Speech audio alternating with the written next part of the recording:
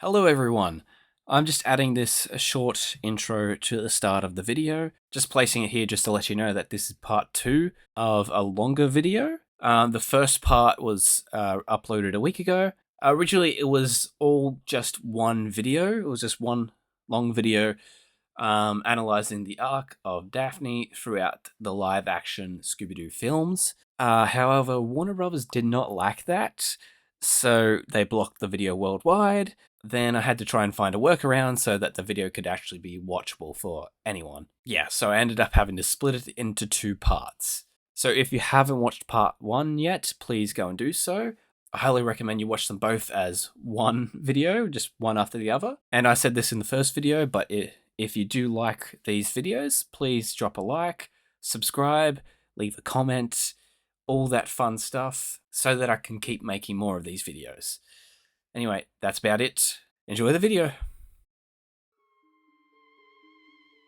Now in possession of Daphne's body, the demon takes charge of a group of other demon people, including the demon Velma, and leads them to prepare for the final phase of the plan, the Darkopolis ritual. This scene was cut from the final film, but it did happen, as you can briefly see the demon Daphne, as the demon Velma, and the other demon people begin to enter the castle. But keeping with Daphne's personality, the demon changes Daphne's clothing to a dress that is more revealing of her cleavage. In those skimpy outfits. After Velma and Daphne get possessed by demons, they get kind of slutty, and their costumes get lower cuts. There's some cleavage showing, and we had to CG the clothing higher. So there was more cleavage or less cleavage. While Demon Daphne rallies the troops, the actual Daphne is still trapped in the Vat of Souls, but she wouldn't be there for long. Shaggy frees her, having already freed Velma and Fred before her. Even when having her life saved by a friend, Daphne still puts on a facade, acting like she can escape on her own. Put me back, Shaggy. I'll figure a way out myself. Like how? I don't know. Because when you think about it, this is Daphne at her lowest point, and she can't stand having her friends see her like this. She couldn't stand her friends seeing her as helpless before, but now, it's even worse. But Shaggy sees right through her, literally, and sends her soul on her way to find her body. However, her body had already been found by someone else. Daphne, you okay? But I'm not Daphne. Fred? After Velma returned to her own body, she followed the demon Daphne and trapped it in a room. When suddenly, Fred's soul came bursting in and straight into Daphne's body. Fred wins control of Daphne's body from the demon, and Velma kills it using sunlight. Fred is initially in shock and takes a few minutes to fully grasp the reality of his situation. He is now in the body of a woman, not just any woman, his ex-girlfriend. However, after the initial panic disappears, Fred realizes that there are some positives to the situation. Hey, I can look at myself naked. In an extended version of this scene, Velma and Fred/Daphne discover hidden maps. Fred is able to decipher them using Daphne's brain, of which he is in utter shock over, because the woman who he saw as helpless turns out is extremely intelligent. And this shifts Fred's perspective on Daphne, and he sees her in a new light. We had the whole map. Remember too, the whole story. Look at the maps, and Fred's trying to all put it together. Goes to show, you should never underestimate Daphne's intelligence. I mean, her intelligence even impresses Batman. Fred does still, however, see her body as very hot and attractive. As he and Velma venture out into the forest to find their friends, he once again begins to admire his new body. While Fred is admiring his assets, Daphne's soul found Fred's body, slamming straight into it while being utterly disgusted about it, as she screams, like Fred and Velma did before her, she wins control over the body from the demon, as it is expelled from the body, and it is killed due to being too close to sunlight from the nearby windows. This scene of Daphne expelling the demon from Fred's body isn't in the film, but it is in the novel. The book then goes on to give us Daphne's perspective of being inside Fred, with her stating, "The demon exploding was cool, but now I had a really big problem. I was inside Fred. It was terrible. I had to find a way out." But even in a different body, Daphne is still Daphne, and she changes Fred's clothes into something different and grabs one of her purses. I guess since their hotel rooms were adjoined, she was able to get into Fred's hotel room, I guess? That also kind of implies that since she changed her clothes while inside Fred's body, she might have had a look as well. She ventures out to find her body and her friends, coming across Velma and Fred in her body in the forest. They have a short back and forth, with Daphne extremely pissed that Fred keeps touching her breasts. Daphne's in Fred's body, and Fred, as Daphne says, "He's touching my boobies," and then we cut to Daphne, and she's like poking her breasts. And in the shooting script, this is extended, with Fred implying that they could have sex while in each other's bodies, with Daphne actually becoming intrigued by the notion.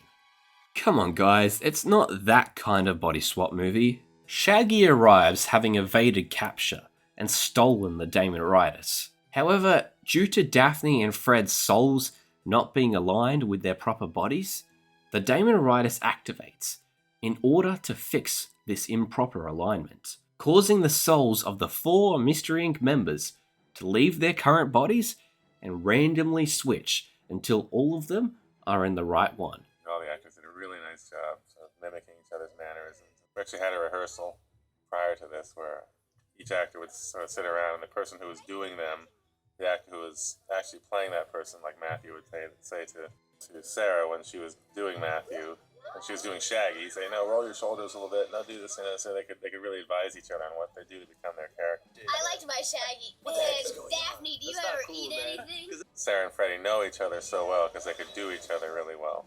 Freddie could just do great Freddie manners and spoke in his sort of rhythms. Daphne's soul is pulled out of Fred's body and then thrust back into her own body, and then back to Fred's, and then into Velma's, though that became a deleted scene. in the final exchange of souls, Shaggy is Shaggy, Fred is Fred, but Velma and Daphne are still reversed. Daphne says, "Shaggy, Fred, cover your mouth." And she goes up to Daphne and gives her a big kiss. You know, it's like a swooning kind of romantic kiss, and that's how they exchange souls and get back to being each other. But that's gone. Did you and Linda have a makeout scene in the film that was so steamy it's been cut? I actually started the steamy part that I got cut because it was too steamy. I actually did start that rumor myself. We did have a kiss that got cut. Is it true? Because there was rumors about Velma being gay from the cartoon, right? No comment. She's a very private, romantic life. So, but did you actually shoot a kissing scene, or are you just messing with us? No, they shot it. No, we shot it. They shot it. There was a lot of Why did people they on cut set it? that day. It was too steamy, I'm telling you. Okay, thank you for answering that. Just censors.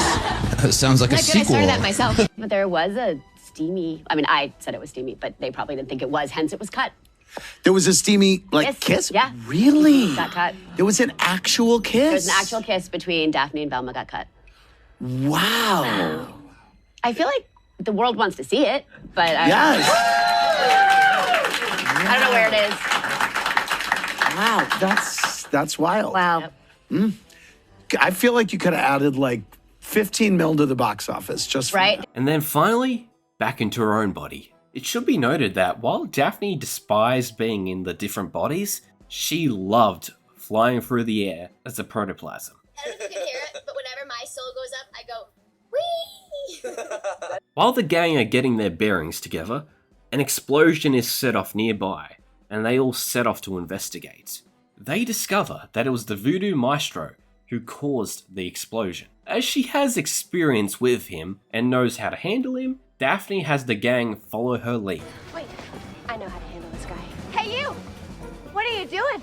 Suffice it to say, it goes a lot better than the last time she was leader. The voodoo maestro explains that the Darkopolis ritual will allow the demons and their master to rule the world. And through Velma's translations of the Daemonitis, the gang discovers that their master needs to absorb a pure soul during the ritual to become all-powerful. And that pure soul is Scooby-Doo. Daphne deduces that Mondavarius is the one behind it all. Devastated to learn that Scooby is going to be sacrificed, the gang feels defeated and unequipped to save him. The gang all love Scooby dearly, with Shaggy of course loving him the most. But I would argue that Daphne is a close second. Daphne's love for Scooby isn't as obvious as Shaggy's. It's more subtle. Soon your friends will be dead, Daphne. As we see throughout the two films, she often trusts both of them more than Fred and Velma, expresses concern for Scooby's safety. Where's Scooby? I don't see Shaggy and Scooby anywhere. The poor guys are probably running around helpless and terrified. In both films, she's paired with them a lot, and during this scene, after the gang realize that Scooby is going to be killed, Daphne just stands there, silently, in utter shock. Daphne might not show it as much as Shaggy does, but she really loves Scooby. With the literal fate of the world on their shoulders, Mystery Inc. feels that they don't stand a chance. They haven't faced real monsters before, at least not in this continuity, and when they thought that they had the upper hand, they were captured, tortured, and humiliated.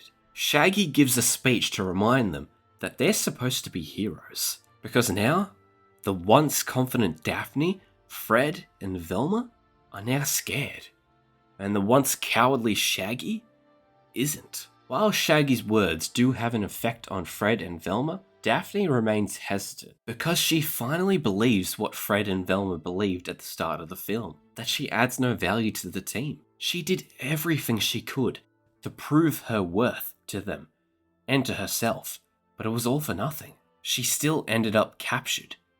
And worse, she made choices as leader that led to others being captured. She now feels how she thought they perceived her to be, utterly worthless. What can I do? The only thing I'm good for is getting caught. Fred is very quick to dismiss this claim, telling her, But you never let that stop you before. And if that's not a true hero, then I don't know what is. These words strike a chord with Daphne, the man who has seen her as nothing more than something that needs constant protection, Daphne. and ridiculed her at every turn, has now grown and sees her differently. The man whose words once hurt her now has words that inspire her and call her a true hero. Hearing Fred say this gives her the validation she needed, and she smiles at her friends, realizing that they all feel the same way and that they truly value her as part of the team. Shaggy puts his hand in the center, but now, in contrast to when he tried to do it when they first met back up at the airport, each member does so as well. Fred does not hesitate to put his hand in. Remember at the airport how Daphne said, Only if Fred and Velma do it. well, now she doesn't even wait for Velma and confidently puts her hand in as well. Finally, Velma places her hand in too, and they hatch a plan. Mystery Inc. is back. It's time to save the world. So you know what that means. Time for a new outfit, baby. Daphne suits up into a purple jumpsuit that might be a reference to her purple jumpsuit days from the 13 Ghosts of Scooby-Doo. Also, with Fred reaffirming that she is a hero, this jumpsuit also works as a superhero suit for her. Just like the old days, the gang sets an elaborate trap to stop their foes, but something goes wrong, causing the gang to improvise a new way to save the day. But Daphne still sought to complete her part of the plan though, travelling to the top of the spooky island mountain, where she is met by Zarkos, and is now given the redo that she demanded before. However, this time, she is more than ready for him, and promptly kicks his ass. The production team knew how important this fight was, because it is the culmination of Daphne's arc. She is the only member of the gang who can still complete the plan and save everyone. She's the one who can save the world, and she's met by a foe who once captured her and took pleasure in humiliating her. And now, it's her turn to return the favour. To make this scene the best it can be, the team brought in stunt and fight coordinators from Hong Kong who previously worked with Jackie Chan. Through their coordination, The fight became extremely well choreographed. You learn to really rely on signals and hand signals and these things, and it makes you realize that there is sort of this general language of filmmaking that everybody understands. 2, 3. Give me one more chance. They were like, one more. Okay? Give me one more time, chance. Okay, we keep this one. That's so great. It'll be like, oh, thank God. And then we do one more. And is remembered as an iconic part of this film. For at the fight, Daphne introduces Zarkos' face to her boots. And the boots proved too powerful for him. Maybe she had kept her boots on when Zarkos first captured her. She might have been able to beat him and avoid being captured. Especially considering the boots are ultimately what beat him. When Zarkos gains the upper hand and all seems lost for the rest of the gang, Daphne refuses to give up and fights dirty. Not this time. Breaking free from Zarkos and promptly putting him in his place, like the little bitch he is. Delivering one of the most badass movie lines ever. Now who's the damsel in distress? Me? Straight up. She throws Zarkos through the roof, causing him to fall several stories down into the spiked soul vat, knocking it over, which somehow doesn't kill him. With the soul vat knocked down, every soul stored there is released and returned to their proper bodies, expelling the demons inside. With every human outnumbered by demons now, Daphne evens the odds, pulling out a skull disco ball that shines sunlight onto every demon, killing them instantly, and saving everyone. Daphne has saved the world. She has become the hero that she didn't believe she could be. Her and Fred share a victory kiss. Their relationship repaired now, with a better understanding of each other. The gang are hailed as heroes by all of Spooky Island and the press. The gang announce to the press that they are back and reaffirm their bond by putting their hands in together one last time.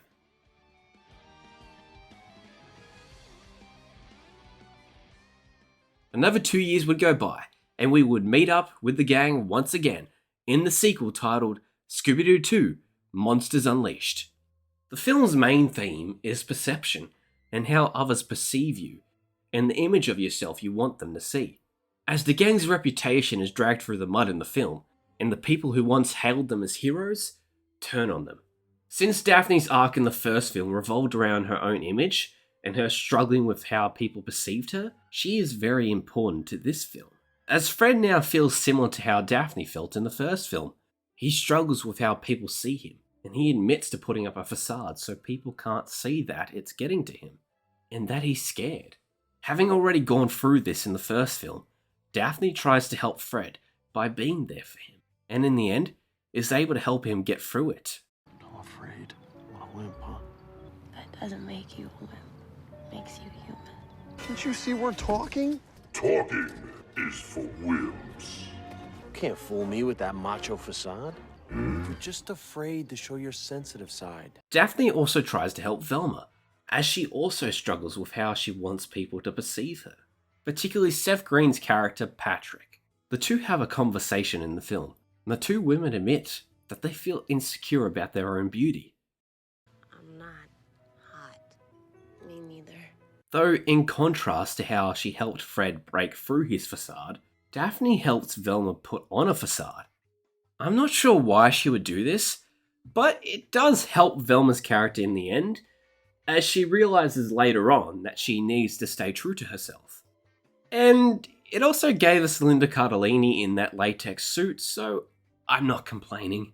While Daphne's arc isn't as much of a priority this time around, as Fred and Velma's arcs are given more focus, as a lot of their material was cut from the first film.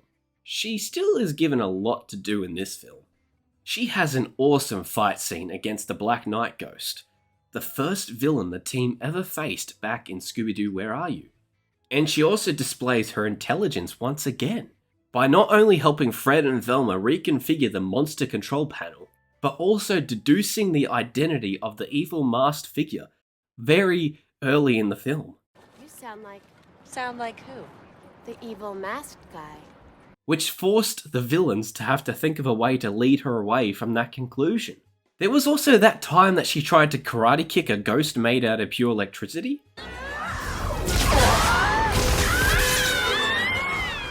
Okay, she might not be as smart as I thought. This film also reaffirms the family bond of Mystery Inc., and by the end of it, that bond is greater than ever. While Scooby-Doo 3 never happened, this would not be the last time we saw this version of Daphne.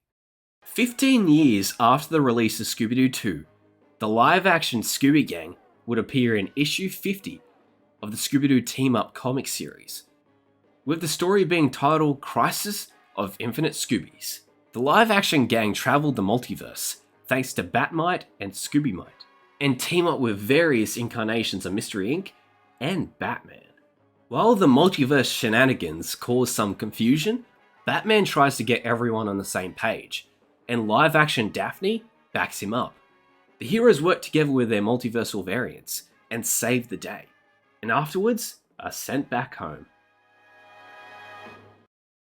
Sarah Michelle Gellar's Daphne might be the most complex version of the character ever put to screen. She spent years solving mysteries with her friends, but in each case, her agency was taken away from her. She always wanted to be the one to save the day, not the one being saved. This need to be better stemmed from the way her ex-boyfriend and one of her close friends saw her. Weak, helpless, and in constant need of protection. And for someone who cares as much about her appearance as Daphne does? Yes, image is everything. Okay, the whole city's watching, so try and keep a brave face. Do you think I'm just a pretty face? Their words hurt her deeply. She couldn't live with the fact that her closest friends saw her as helpless, and this made her struggle with her own self-worth. It made her believe that she needed to change herself, to be different, to be better. It caused her to put up walls and act overconfident in dire situations. Even though, below that exterior, she was scared. But she didn't want to show that she was, because she didn't want to be seen as weak. You may not have noticed, but there was no point throughout both films where Daphne says her signature catchphrase. Jeepers! Jeepers! Jeepers! Jeepers! Jeepers! I have my own headcanon as to why that is. In the classic series, Jeepers was used for when Daphne was either excited about a clue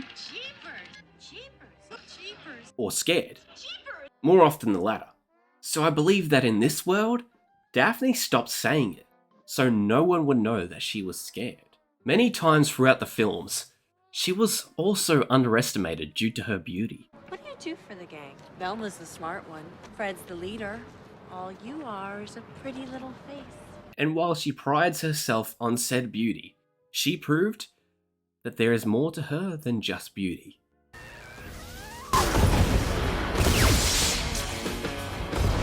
She is an incredibly intelligent and resourceful detective and mystery solver.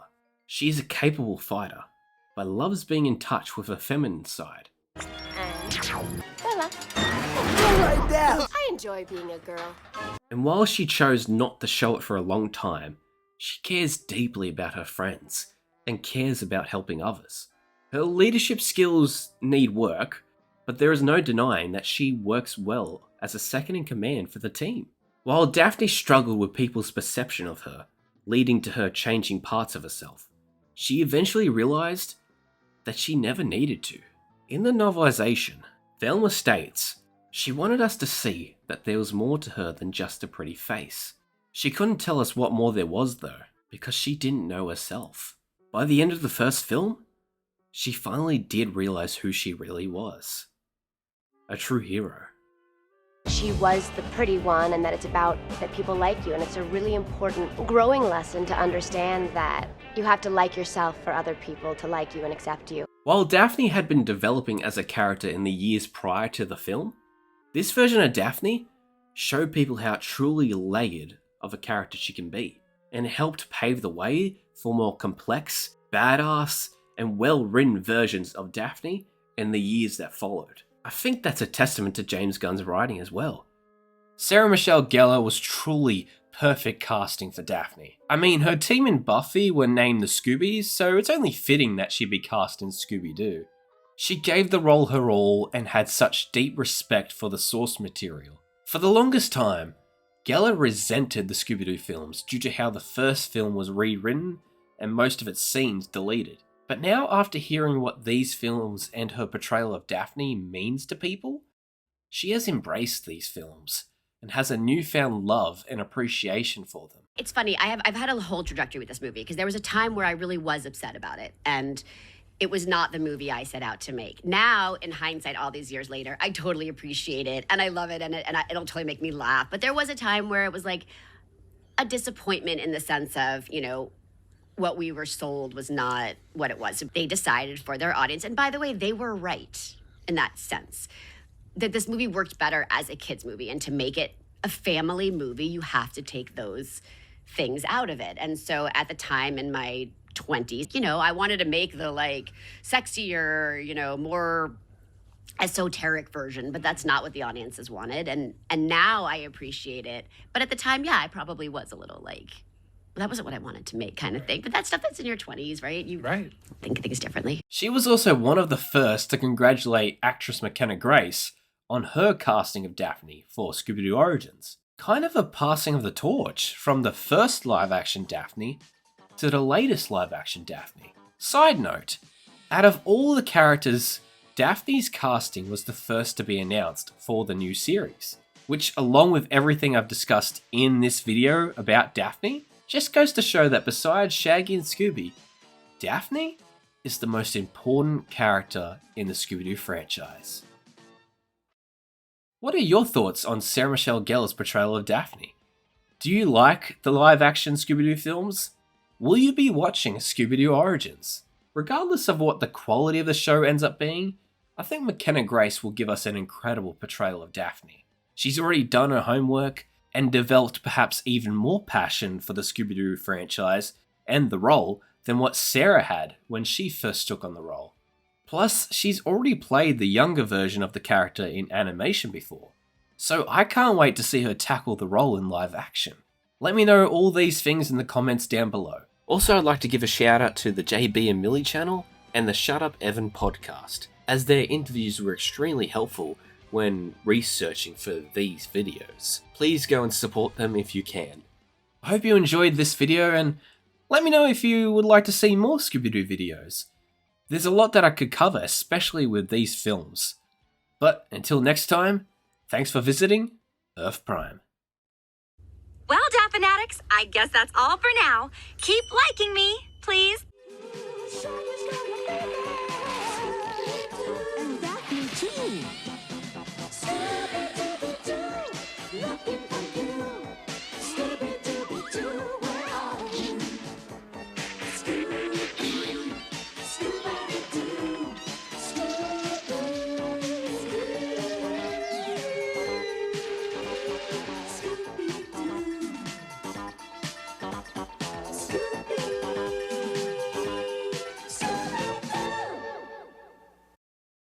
Wait a minute. Let me get this straight. You're saying I was played by an extra? An extra? Was Sarah Michelle Gellar too busy?